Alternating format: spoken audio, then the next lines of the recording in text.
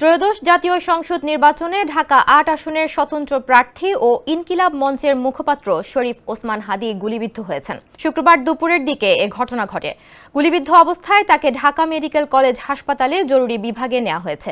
এদিকে গুলিবিদ্ধ হওয়ার ৩ ঘণ্টা আগে ফেসবুকে একটি পোস্ট করেন ওসমান হাদী। পোস্টে তিনি লিখেন, যেহেতু ঢাকা ৮-এ আমার পোস্টার ফেস্টুন কিছুই নাই, তাই আমার এখন ছেঁড়াছিঁড়িরও চাপ নাই। দুদকের সামনে থেইকা জুম্মা মোবারক। এদিকে ঘটনার কঠোর হুঁশিয়ারি দিয়েছেন ঢাকা বিশ্ববিদ্যালয় কেন্দ্রীয় ছাত্র সংসদ ডাকসুর ভিপি সাদিক কায়েম। নিজের ভেরিফাইড ফেসবুক আইডিতে দেয়া এক পোস্টে এই হুঁশিয়ারি দেন তিনি। পোস্টে সাদিক কায়েম লিখেন, ওসমান হাদীকে গুলি করা হলো। চাঁদাবাজ ও গ্যাংস্টারদের কবল থেকে ঢাকা সিটিকে মুক্ত করতে অচিরেই আমাদের অভ্যুত্থান শুরু হবে। রাজধানীর ছাত্র জনতাকে প্রস্তুত থাকার আহ্বান জানাচ্ছি।